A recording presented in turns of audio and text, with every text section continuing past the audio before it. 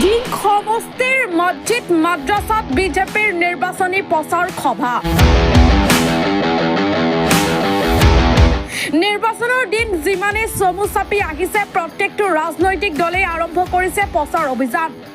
দিন সমষ্টিৰ সংখ্যালঘু ৰাইজে এইবাৰ বিজেপিক আঁকোৱালি লোৱা দেখা গৈছে।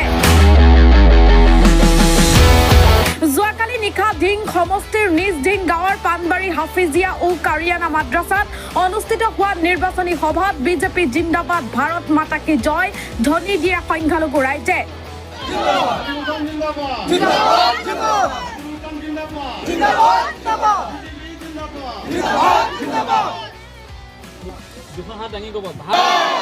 বিজেপি নৰেন্দ্ৰ মোদী নবীন নিতিন হিমন্ত বিশ্ব শৰ্মা দিলীপ শইকীয়া বিজেপি।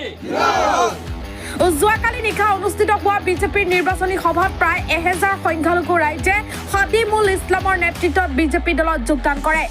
বিগত 20 বছৰ ধৰি AIUDFৰ দখলত থকা ধিং সমষ্টিত এইবাৰ AIUDFৰ পৰা উদ্ধাৰ কৰি বিজেপি বিধায়ক উপহাৰ দিব অসমৰ মুখ্যমন্ত্ৰী হিমন্ত বিশ্ব শৰ্মাক।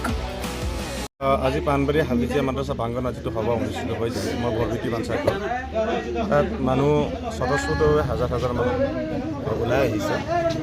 যদিও আমাৰ মিটিং এটা পলম হ'ল তথাপি মানুহ প্ৰায় 2 ঘণ্টা দিন অপেক্ষা কৰি আছিলে। ইয়াৰ পৰা এটা প্ৰমাণ হৈ যায় যে আমাৰ সকলো সংখ্যালঘু ৰাইজ এইবাৰ আমাৰ বিজেপিৰ সমৰ্থিত হৈছে। মানে যিটো বিগত আমাৰ 50 বছৰ যি সমস্যাত জৰ্জৰিত হৈ আছে সংখ্যালঘু ৰাইজসকল, আমাৰ মাটিৰ পট্টাৰ পৰা আদি কৰি বিভিন্ন দুৰ্যোগত ভুগি আছে, কোনো ধৰণৰ স্থায়ী সমাধান পোৱা নাছিলে। গতিকে দেখাই গৈ আছে মাইনৰিটি মানুহে স্বীকাৰ কৰি আছে এইবাৰ যিহেতু আমাৰ বিজেপি চৰকাৰ আহি আছে, গতিকে এইবাৰ বিজেপি চৰকাৰৰ পক্ষত থাকিব বুলি সকলো মানুহ আশাবাদী।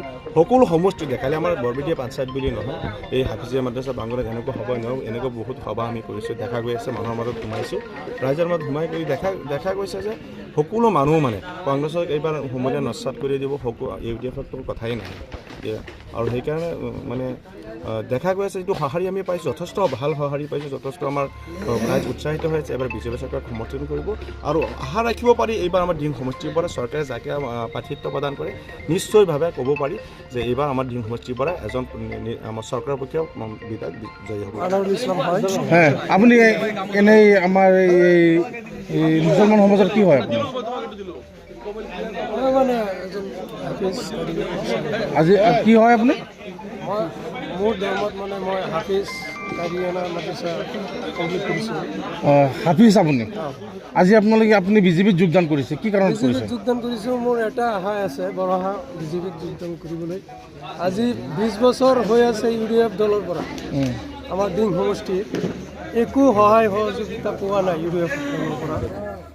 আমি এটা কথাই ক'ম ৰাইজক, আমাৰ যি সংখ্যালঘু যিমান ৰাইজ আছে ৰাইজসকল, এওঁলোকক এটা কথাই কৈ আছোঁ, অনুৰোধ কৰি আছোঁ যে বিজেপিক আমি এইবাৰ ভোট দি জয়যুক্ত কৰিব লাগে। বিজেপি চৰকাৰে যদি আমালোকক সহায় একো নকৰে তথাপিও আমি কিবা কৰিব লগা নাই, কৰিব নোৱাৰিম। কিয়নো আজি 20 বছৰ ধৰি আমাৰ ইয়াত দিং সমষ্টিত দলীয় কিবা বিধায়ক আমি বনাব পৰা নাই। গতিকে এইবাৰ আমি সকলোৱে ভাবিছোঁ এটা কথাই যে বিজেপিক কেনেকৈ ভোট দি জয়যুক্ত কৰিব পাৰিম, সেই চেষ্টাত আমি চলাই যাম আৰু আমাৰ বিধায়ক খাদিমুল ইছলাম চাহাবক আমি জয়যুক্ত কৰিম। বিজেপি এইবাৰ জিকিব আশা আছে, সকলোৱে আমি ভোট দিম নে নিদিম আপোনালোকে কওকচোন? জয় আই অসম, বিজেপি জিন্দাবাদ জিন্দাবাদ জিন্দাবাদ। ভাৰতবৰ্ষত বিজেপি চৰকাৰ, গতিকে আমি আমাৰ যি আমাৰ মানে সংখ্যালঘু মানুহ আছে তেওঁলোকৰ বিভিন্ন ধৰণৰ সমস্যা আছে, এইবিলাক স্থায়ীভাৱে কোনো ধৰণৰ সমাধান আমাৰ হোৱা নাই। গতিকে আমি ৰাইজে এতিয়া সিদ্ধান্ত কৰিছোঁ যে এইবাৰ আমি বিজেপি চৰকাৰকেই আমি ভোটদান কৰিম। আমাৰ দিং সমষ্টিৰ প্ৰাৰ্থিত্ব দাবীদাৰ খাদিমুল ইছলাম চাহাব, তেখেতক আমি আমাৰ বৰবিটি পঞ্চায়তৰ তৰফৰ পৰা সকলোৱে পূৰ্ণ সঁহাৰি জনাই তেখেতৰ কাৰণে আমি দাবী জনাইছোঁ। News text report টুথক্ৰাষ্ট।